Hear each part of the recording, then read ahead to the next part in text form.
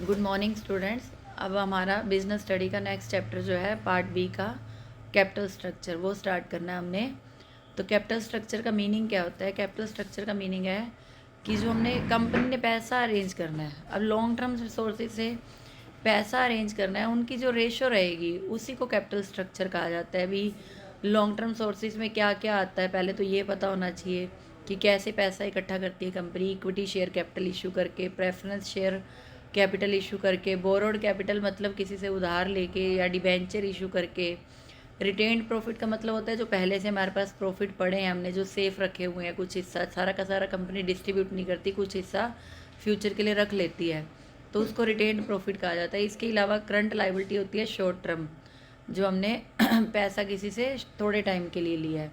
तो capital structure क्या है? Capital structure refers to the relative proportion of different sources of long term finance. अब इसका meaning जानने से पहले ना हमें कैपिटलाइजेशन और फाइनेंशियल स्ट्रक्चर का मीनिंग पता होना चाहिए।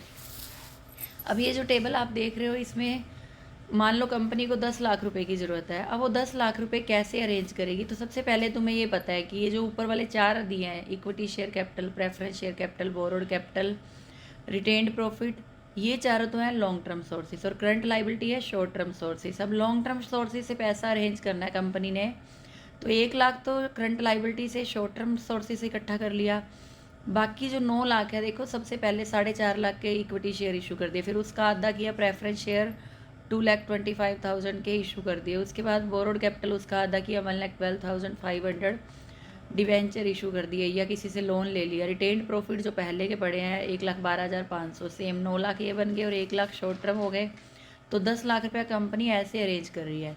तो पहले हम परसेंटेज निकालेंगे टोटल कैपिटल में से। टोटल कैपिटल मतलब 10 लाख में से कैसे निकाली जाएगी? 4,50,000 डिवाइडेड बाई 10 लाख इंटू 100, ऐसे ही 2,25,000 डिवाइडेड बाई 10 लैक्स इंटू 100।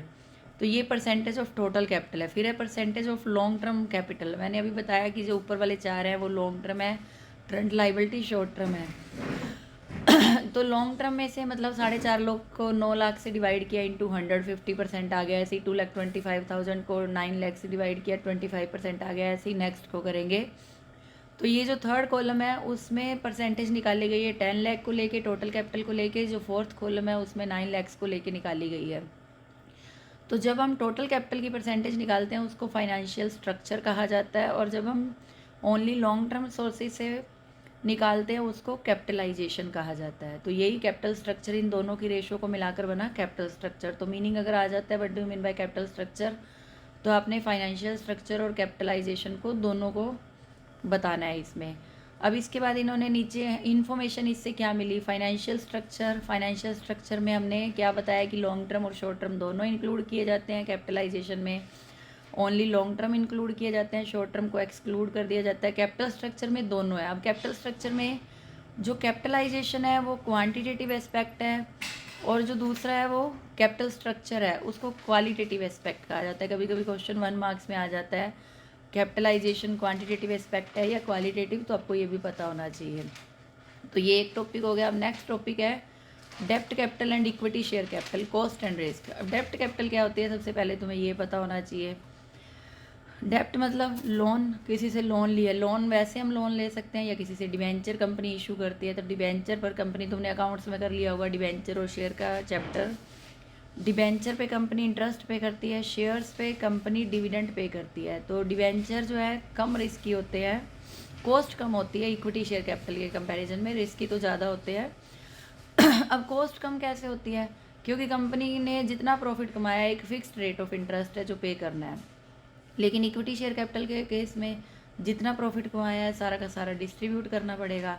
तो फर्स्ट पॉइंट में आपने कॉस्ट बतानी है कि डेप्ट कैपिटल की लेस है इक्विटी शेयर कैपिटल के कंपैरिजन में। अब सेकंड पॉइंट में बताना है कि इसको रिस्की है, क्योंकि इसमें रिस्क और कॉस्ट बता रहे हैं। कॉस्ट इसकी कम है लेकिन रिस्की ज़्यादा है। रिस्की कैसे ज़्यादा है? क्योंकि मान लो कंपनी को किसी केस में लॉस हो जाता है, तो लॉस होने पर डिविडेंड की पे करना ज़रूरी नहीं है, लेकिन कंपनी को लॉस हो चाहे प्रॉफिट हो, कंपनी को इंटरेस्ट पे करना ही पड़ेगा। अब कंपनी इंटरेस्ट ना पे करे तो कोर्ट केस कर सकते हैं, कंपनी पे केस फाइल कर सकते हैं, तो इसलिए ये रिस्की है। अब इसका नेक्स्ट टॉपिक है डेप्ट capital and preference share capital में सिमिलैरिटीज़ एंड डिससिमिलैरिटीज़। डेप्ट कैपिटल मतलब डिवेंचर और प्रेफरेंस शेयर कैपिटल होते हैं जिन पर फिक्स्ड रेट ऑफ इंटरेस्ट से डिविडेंड दिया जाता है। तो दोनों में सिमिलैरिटीज़ क्या हुई, एक पे फिक्स्ड रेट पे इंटरेस्ट दिया जाता है, एक पे फिक्स्ड रेट पे डिविडेंड पे किया जाता है। दोनों ही लेस कॉस्टली हैं और सस्ते हैं इक्विटी शेयर कैपिटल से। ये तो होगी इनकी सिमिलैरिटीज़। अब डिसिमिलैरिटीज़ क्या होगी कि कंपनी मान लो प्रॉफिट कमा रही है तभी डिविडेंड पे करेगी, अदरवाइज़ नहीं करेगी, ये इसकी एक डिसिमिलैरिटी होगी। लेकिन अगर प्रॉफिट है लॉस है, चाहे इंटरेस्ट पे करना ही पड़ेगा कंपनी को। सेकंड केस में टैक्स का बेनिफिट है, कंपनी को टैक्स का बेनिफिट मिलता है डिवेंचर के केस में। अब ये कैसे मिलता है, जब डिवेंचर होल्डर को कंपनी पेमेंट करती है तो टैक्स पहले नहीं कटता, क्योंकि वो उनकी इंटरेस्ट उनकी इनकम बन जाती है, तो डिवेंचर होल्डर टैक्स पे करते हैं, कंपनी को पे नहीं करना पड़ता। लेकिन अगर कंपनी डिविडेंड पे करती है तो कंपनी का टैक्स लगता है, वो शेयर होल्डर्स को डिविडेंड पे टैक्स पे नहीं करना पड़ता। तो बेनिफिट किस केस में हुआ कंपनी को, डेब्ट कैपिटल के केस में, ना कि शेयर कैपिटल के केस में। अब दोनों ही फिक्स्ड कॉस्ट कैपिटल हैं, ये याद रखना है। फिक्स्ड कॉस्ट कैसे हैं दोनों, डेब्ट कैपिटल पे भी फिक्स्ड रेट ऑफ इंटरेस्ट है, प्रेफरेंस शेयर्स पे भी फिक्स्ड रेट ऑफ इंटरेस्ट है, तो दोनों फिक्स्ड हैं भी, दोनों जितने फिक्स्ड हैं पहले से उतने ही पे करने हैं। नेक्स्ट एंड लास्ट टॉपिक आज के लिए करना है financial leverage and financial risk. Financial leverage और फाइनेंशियल रिस्क ये अलग से टॉपिक आ जाता है, इसको ध्यान से समझ लेना। जब हम फिक्स्ड कॉस्ट कैपिटल अभी बताया, डेब्ट कैपिटल प्लस प्रेफरेंस शेयर्स के साथ हम इक्विटी शेयर्स भी इशू करते हैं, तो उसको फाइनेंशियल लीवरेज कहा जाता है।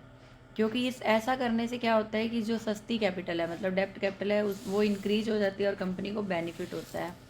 फिर फाइनेंशियल रिस्क मैंने बताया था तुम्हें कि डेब्ट कैपिटल के केस में रिस्क ज़्यादा रहता है। क्यों रहता है कि अगर पेमेंट नहीं की जाती तो केस फाइल कर सकते हैं कंपनी पे वो।